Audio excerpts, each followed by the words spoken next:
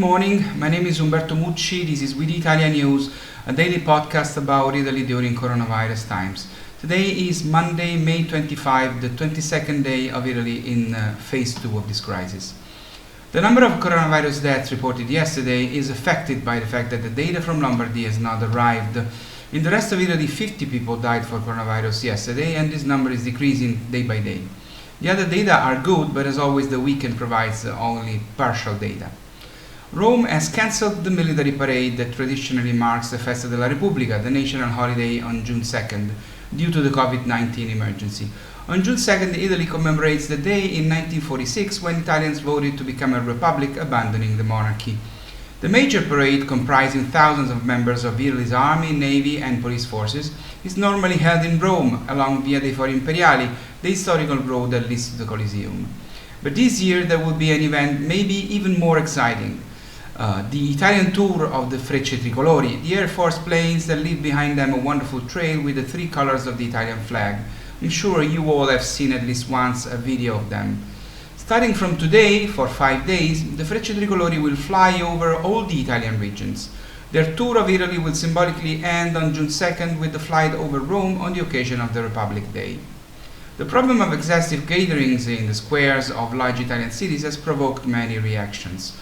Many photos were shot during the weekend which seem to have been taken a year ago if you look how small the distance between people is and without a mask. To try to solve this huge and risky problem, the Italian government has decided to do one of those absurd things I was telling you about a few days ago. Hire 60,000 unpaid volunteers, I repeat 60,000 unpaid volunteers, who will be employed, and I quote, to collaborate in the respect of social distancing. Practically, these 60,000 citizens will have no sanctioning power, but they will be able to call the police if they see groups of people at too close a distance and without a mask. Unfortunately, this is the approach too often used by Italian institutions.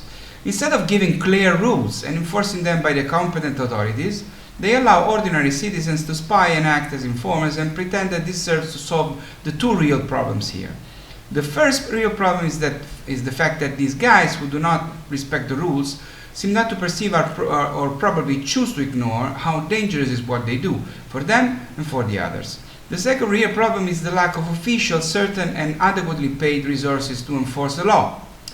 Unfortunately, this is another of those stupid things that we are used to too often here in Italy. In this case, we have the lack of clear rules, the consequent habit of circumventing them, the desire not to be too rigid with those who disobey the law endangering the others, the wink to those who speak ill of others, and the claim to use people's time without paying them.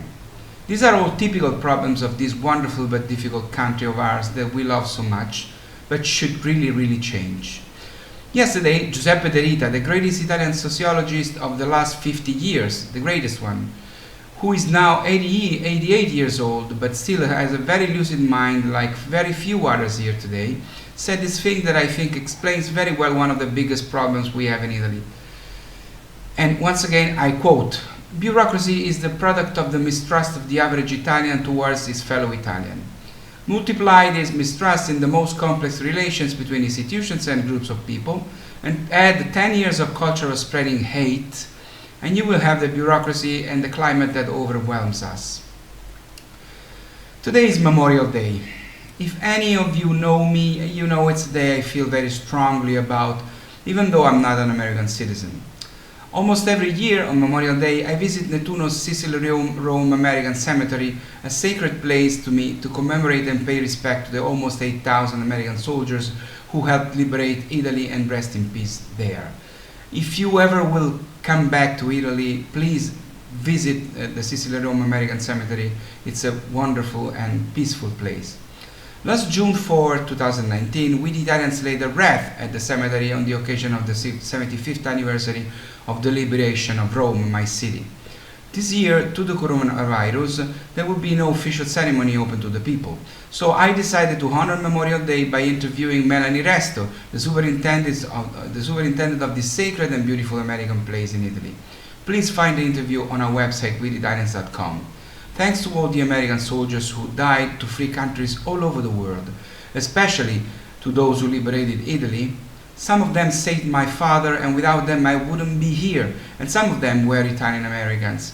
Thank you all, and in particular let me thank Sal Di Marco, Anthony Tiso, and Eddie Gastaldo. They are my heroes.